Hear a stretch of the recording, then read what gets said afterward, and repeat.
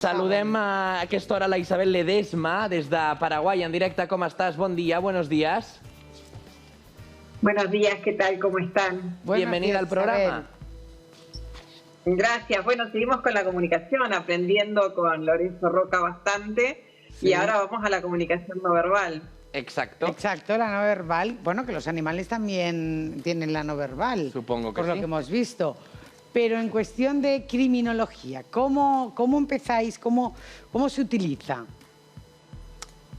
Bueno, en realidad, primero lo que se hace, hay dos maneras de hacerlo. Una es en lo que tiene que ver con la investigación en sí, haciendo un análisis de todas las actuaciones realizadas, para después poder hacer las preguntas que tengan que ver con el hecho que se está investigando. Y después se hace a nivel de la pericia, tanto la pericia judicial como dentro de la investigación también. La pericia se cumple una serie de requisitos y de pasos y siempre hacemos la misma aclaración. No es interpretativa, porque a veces el desconocimiento lleva a pensar de que es por interpretación de quién está realizando la pericia. En realidad ya eso está establecido. Viene de una serie de unidades de acción que están dentro de lo que es la parte facial, donde en realidad comienza en 1800, pero el más cercano a nosotros es Paul Ekman, sí. Con quien nosotros podemos guiarnos y saber que determinados movimientos, la expresión facial, o sea, en el rostro, como también determinados gestos que da el cuerpo, nos llevan a poder decir si un relato es veraz o es concordante con aquello que se está diciendo. Claro. A mí me está viniendo un poco a la cabeza la serie Miénteme, que no sé si la has visto. ¿Esto es real que se puede llegar a analizar algún gesto de la persona que está declarando? Sí, es real. Lo que pasa que en la serie sucede en unos minutos y en la vida real lleva un poquito más de tiempo. Hombre, claro. Pero son algunos de los pasos que se dan y son las expresiones. Nosotros todo el tiempo estamos generando una comunicación no verbal, aun cuando, según lo que a veces dice la gente, yo no hice nada o no mostré expresión. Ya eso también comunica. La ausencia de emociones es una comunicación. Claro. Isabel, déjame que le dé paso también a Lorenzo, que se ha quedado con nosotros porque quería escuchar también tu entrevista. Lorenzo, no sé si le vols dir alguna cosa a la Isabel. Sí, cuando escribí mi primer libro de comunicación del Homo sapiens, hay unos capítulos que me dedico a la comunicación no verbal, ¿no? Por ejemplo, claro, nuestra raza humana empezó con señales de humo, no verbal, banderas, no verbal, trompetas, no verbal, tambores, no verbal, y el lenguaje de los signos, por ejemplo, en los sordomudos, claro. Un lenguaje muy importante, la comunicación para que ellos se entiendan, ¿no? Entonces, la comunicación no verbal, por ejemplo, observar una obra de arte te está comunicando cosas, ¿no? Claro. Esta comunicación es no verbal. Observar un dibujo, un libro, las fotografías solo, comunicación no verbal, ¿no? Yo tengo una amiga doctora en criminología que escribe libros, ¿no? De thrillers, y hemos dialogado bastante con la comunicación no verbal y evidentemente me explicaba cosas que tú estás ahora comentando, la importancia de una investigación sobre un asesinato o un crimen, la comunicación que uno puede estudiar, ver en la forma de hacer un cierto movimiento o cierta expresión de la cara. Cuando, por ejemplo, cuando uno miente, cuando uno dice la verdad, los ojos a veces cambian de expresión, ¿no? O las arrugas de aquí cambian, ¿no? Bueno, fíjate que tú mismo, por ejemplo, ahora mientras estabas expresando eso, acompañabas con gestos ilustradores lo que ibas diciendo. Y lo bueno de la comunicación no verbal es que se adelanta fracciones de segundo a lo que vamos a decir. Claro. Generalmente surge el movimiento antes que el relato.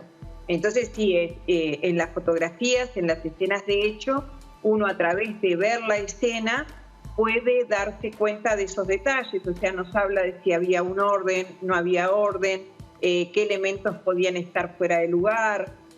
Por ejemplo, a veces sucede en los hurtos, en los robos, uno ve que hay un desorden de los lugares donde se puede haber guardado aquel objeto de valor, y esto también te da una pauta de si estaban buscando algo que no sabían que estaba allí, o fueron derecho a un lugar y no dieron vuelta a otras cosas. O sea, sí es aplicable.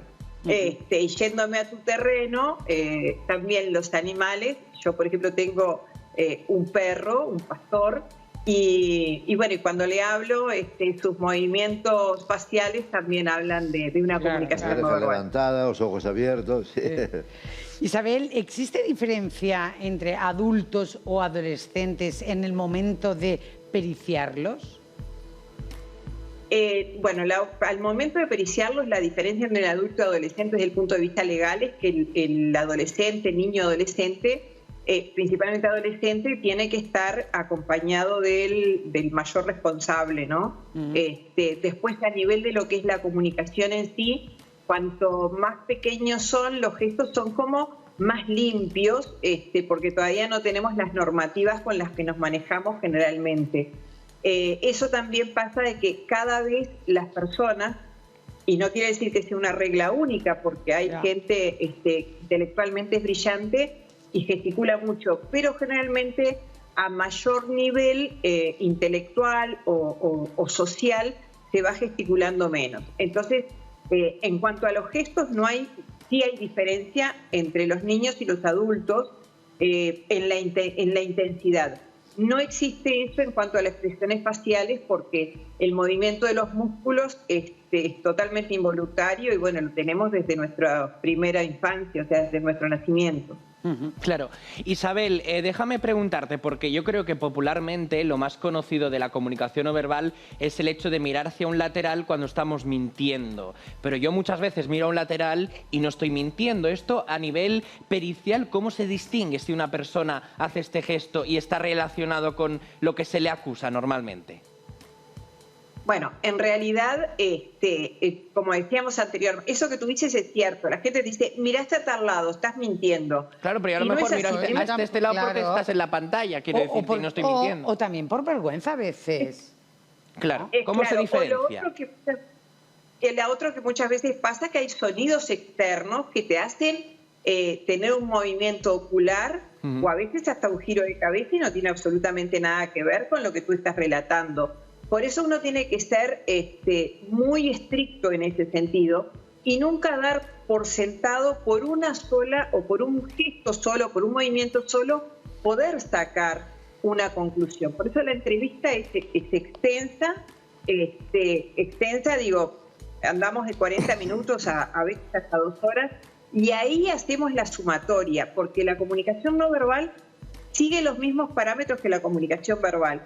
Si yo te digo a ti, vamos al banco y estoy en una plaza, tú puedes decir, bueno, al banco de la plaza, al banco, no sé, que quite el dinero, es muy amplio. Ahora, y en el gesto pasa lo mismo, por un gesto nunca puedes sacar una conclusión. Aparte, para eso también nosotros tenemos que seguir el rigor científico, o sea, que tiene que tener inferencias, tiene que tener hipótesis y después recién se llega a las conclusiones del trabajo, de la pericia que se realiza. Claro. ¿Durante el juicio también tenéis que estar presentes? ¿Durante todo el juicio? Sí, en algunos casos se está presente y en otros no. También se trabaja mucho con lo que es cámara Gesell cuando son menores y uno hace el análisis de la cámara Gesell a los efectos de no tener que revictimizar. Claro. Claro. ¿Y qué pasa cuando un mismo acusado hace diferentes gestos de comunicación no verbal en diferentes días? Es decir, ¿cómo se relaciona mirar a un lateral si en el primer día no lo ha hecho? No sé si me estoy explicando. Sí, perfectamente.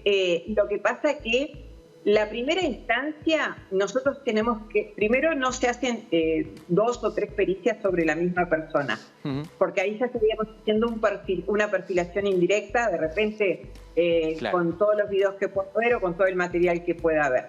Si nos dedicamos a la persona específicamente dentro de la misma entrevista, muchas veces en un mismo tema, en un mismo punto, hace gestos o expresiones diferentes. Entonces ahí es donde está el rigor estricto de saber si esa expresión está vinculada a lo que dice, a algo que te puede molestar, porque también puede pasar de que quien te esté entrevistando te cause fastidio, o que no te gusta hablar del tema, o que te dé vergüenza tener que explicar determinadas cosas. Entonces, esto va en la habilidad también del analista en este caso, de saber preguntar de forma tal que la misma pregunta la podemos dar 3 veces, pero las hacemos tan distintas, pero que la respuesta sabemos que desemboca en el mismo punto. Y ahí, si por ejemplo la expresión de desagrado o de asco se da levantando este costado, claro, junto con la caída de cejas, entonces hay una serie de puntos que se repiten, pero que son totalmente involuntarios. Ajá. Eso es lo bueno que tiene la comunicación no verbal. ¿Me está escuchando Lorenzo? No sé si... Entonces, en un juicio, esta prueba pericial es fundamental. Las pruebas fundamentales siempre son las estrictamente científica 1, o sea, ADN, huellas. Después todo lo demás son aportes que se realizan, tanto como la pericia psicológica, la psicopedagógica, son aportes que se realizan, son insumos dentro de una investigación. O sea, es una prueba más del conjunto de las pruebas que el juez debe valorar en su totalidad, y esta es una más. Sí, porque digo, lo que se hace es cuando a nivel valorativo, como tú bien lo dijiste, todos los insumos que fueron recabando a lo largo de la investigación, y ahí es que el juez dictará su sentencia posteriormente. Claro. ¿Y qué pasa cuando un juez cree que las pruebas de comunicación no verbal, lo que hablabais ahora, no tienen muchas otras, pero cuando la comunicación no verbal no la da por válida? No pasa nada, porque es parte de la potestad que tiene, ¿no? Siempre hay un motivo por el cual considera que no es relevante, y siempre hay un motivo por el cual también considera que sí es relevante. O sea, ahí ya depende de cómo viene la investigación y cómo lleva adelante el magistrado la resolución final. Claro. ¿Recuerdas algún caso que hayas tenido que estudiar muy bien o que estés estudiando y nos puedas explicar un poco? Bueno, sí, lo que pasa es que cuanto mayores personas intervienen a veces en el hecho, es lo que genera cierta dificultad, porque entonces uno tiene que, más que nada, trabajar más, porque son muchas pericias en un mismo caso. Nos ha pasado de tener de repente 20 pericias en un caso solo, pero te lleva más tiempo, pero el rigor científico y la aplicación y el modo, el mecanismo, siempre es el mismo con cada una de las pericias. Va cambiando el resultado, pero la técnica no se modifica. Entonces, si hay casos más complejos, hay en realidad casos que te llevan más tiempo. Claro. Isabel, en casos muy mediáticos, como por ejemplo aquí en Cataluña, el caso del crimen de la Guardia Urbana, que son tan famosos y que la gente al final de a pie pues sabe mucho más de lo que debería, o lo que en comparación con otros casos sabe, vemos donde no hay a nivel de gestos de comunicación no verbal, aunque el profesional tenga la última palabra, pero es decir, la gente nos recreamos donde no hay, en casos como por ejemplo en el de Rosa Peral. Discúlpame que desconozca el caso, entonces puntualmente no te podría decir. He puesto este ejemplo, pero puede ser otro, es decir, algún caso que tú conozcas, Daniel Sancho, el crimen de Tailandia, pero me refiero a casos muy potentes a nivel mediático, es decir, que la gente los tenga ya muy vistos y por lo tanto veamos donde no hay. ¿No? Exacto, que juzguen cosas que, por ejemplo, a lo mejor ya no son profesionales, no pueden juzgar. Bueno, en realidad suceden varias cosas. A veces quien no tiene una mirada profesional se convierte en opinólogo. Y el ser opinólogo lleva a que también todos los seres humanos nos gusta participar y dar nuestra opinión, porque hay algo que uno lo tiene desde lo que es la apreciación personal y no tiene un rigor científico, pero es muy valedero, porque ahí también entraríamos en algo que se llaman neuronas de espejo, que es la asociación que yo hago en el gesto o la actividad del otro en función de lo que es mi registro, ¿no? Claro. Pero sí, se da muchas veces, a veces me sucede de casos en los que he participado o conozco y escucho un noticiero o algo y digo, pero esto no va por esa línea en realidad, pero bueno, a nosotros nos rige el secreto de lo que estamos haciendo y por lo tanto nos quedamos nada más con ese pensamiento. Claro. Lo plasmamos después en lo que sí es importante para nosotros, que es la pericia. Isabel, gracias por estar con nosotros. Gracias. Adiós. Bueno, gracias a ustedes. Un saludo Adiós. a Catalina Lorenzo. Comunicación no verbal. Exacto. Acabamos així. Gràcies, Isabel. Lorenzo, què t'ha semblat aquesta intervenció de la Isabel, el seu posicionament? Estem fora d'antena, no? No, estem en directe, estem en directe. Pues m'ha semblat molt bé.